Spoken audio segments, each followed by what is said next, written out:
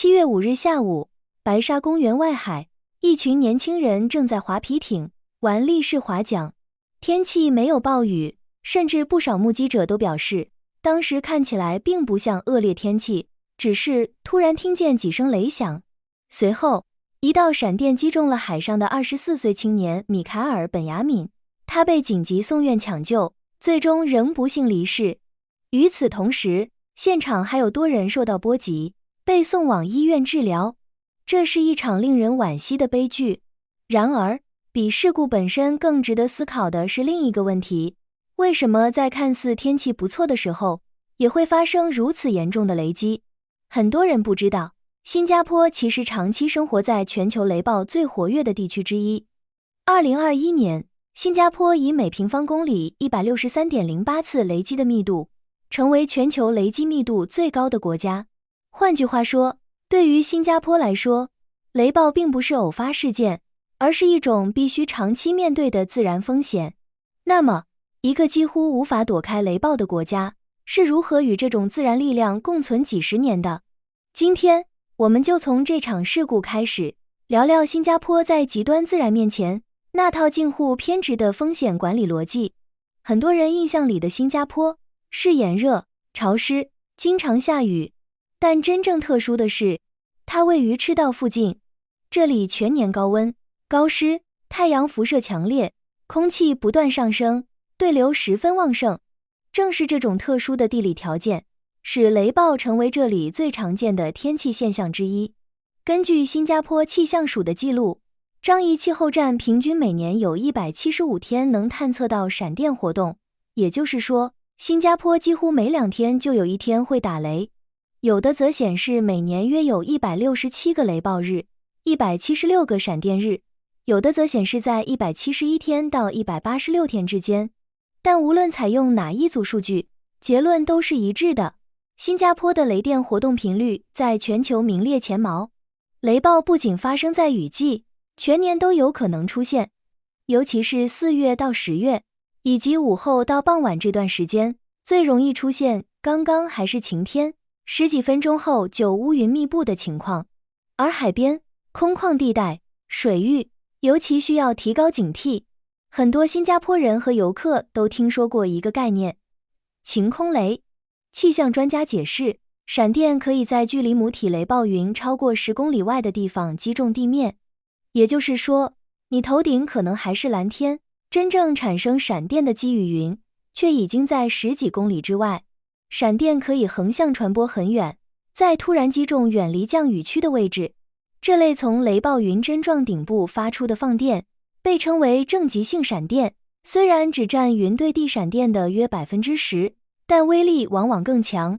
因此，没下雨并不等于没有雷击风险。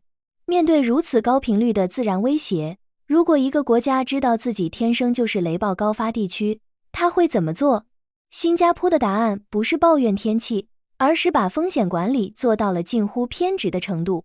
这种应对首先体现在建筑标准上，无论是祖屋、学校、医院还是摩天大楼，都必须符合严格的防雷规范。根据建设局的规定，防雷系统的设计、安装及测试必须符合新加坡标准 SS555、2018防雷设计规范。2019年5月1日之后提交建筑蓝图的新项目，都必须安装避雷针，即便是按照旧版规范建造的老建筑，也必须安装履带或铜带作为防雷措施。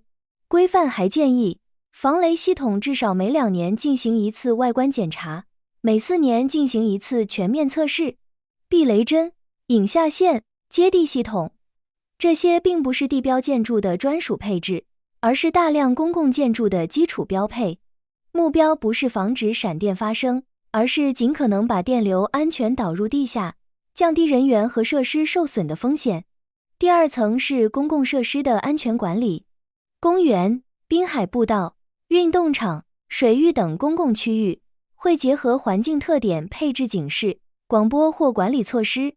户外水上活动的主办方被要求在下水前就做好环境风险辨识，设立明确的天气警戒标准，并持续监测天气预报和现场实际情况。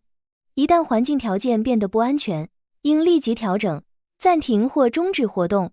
新加坡民防部队在官方应急手册中建议，雷暴发生时，公众应尽量留在室内，在最后一次听到雷声后至少等待30分钟，再恢复户外活动。这些措施并非小题大做，而是长期经验形成的制度。第三层是天气监测与预警。新加坡长期投入高密度气象监测网络，通过雷达、闪电探测等技术实时监测雷暴发展。国家环境局的 MyENV 应用是一个一站式平台，提供实时天气信息，并在检测到闪电或发布雷阵雨预报时向用户推送通知。许多居民已经养成习惯，看到雷暴预警就主动调整户外计划。这是一种风险意识，而不是恐慌。而这种意识正是新加坡风险管理体系中不可或缺的一环。但真正保护人的，不只是基建和预警，还有整个社会的安全文化。回到新闻本身，最令人动容的一幕，其实不是雷击本身，而是在救护车抵达之前，现场已经有人开始了救援。皮艇租借业者诺尔丁第一时间冲进海里，把伤者拉回岸边。随后，他与另外3位公众轮流实施心肺复苏，虽然最终未能挽回生命，但他们争取了最宝贵的抢救时间。诺尔丁本人就是在 MyResponder 应用上注册的社区先遣急救员，这正是新加坡这些年持续推动公众急救教育的成果。民防部队的 MyResponder 应用自2015年推出以来，已有超过25万人注册，仅2025年1年就有超过47,000名新用户注册。目前，已注册的经过培训的社区急救员约有27万名。民防部队还推出了急救员强化计划，通过线上课程与实体培训相结合的方式，鼓励更多公众学习基本急救技能、心肺复苏和 AED 操作。新加坡心脏基金会更设定了雄心勃勃的目标，在未来5年内培养100万名经过培训的社区急救员。这种理念强调的是，救援并不只是专业人员的责任，真正成熟的公共安全体系是政府、专业机构与普通公众共同参与的体系。很多时候，决定生死的不是医院，而是事故发生后的前几分钟。如果我们把视线从这场雷击事件中拔高，去审视新加坡这座城市的过去与未来，你会发现，这种对雷暴的防范，完美契合了新加坡一贯的治理逻辑。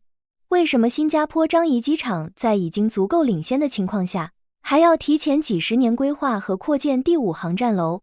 为什么面对全球供应链的变局，大势超级港口要提前几十年进行系统布局？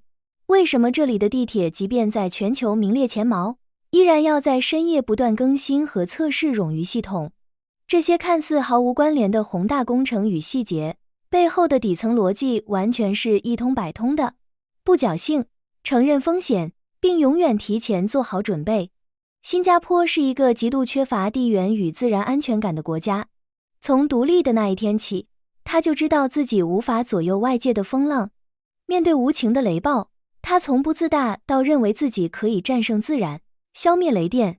但他可以通过科学的工程、严密的制度、高精度的预报以及深入骨髓的公众教育，把自然灾害带来的伤害一次又一次地压到最低限度。最后，让我们回到那位不幸离世的青年米凯尔身上。据其家人讲述，事发前他正在向同行者讲解水上安全注意事项。这一幕令人唏嘘，自然不会因为人的经验丰富而改变，但每一次事故都提醒我们，敬畏自然并不是害怕自然，而是理解它、尊重它，并做好准备。对于生活在雷暴频繁地区的新加坡来说，这种准备已经融入城市规划、工程建设、公共预警和公众教育之中。真正值得学习的，不是追求零风险，因为那几乎不存在，而是在无法避免自然挑战的情况下，持续完善制度，提升应对能力，让更多人拥有面对风险时保护自己，也帮助他人的能力。这或许就是一座现代城市与自然共存最重要的答案。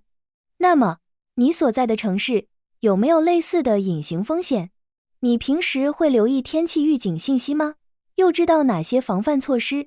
欢迎在评论区分享你的经历和看法。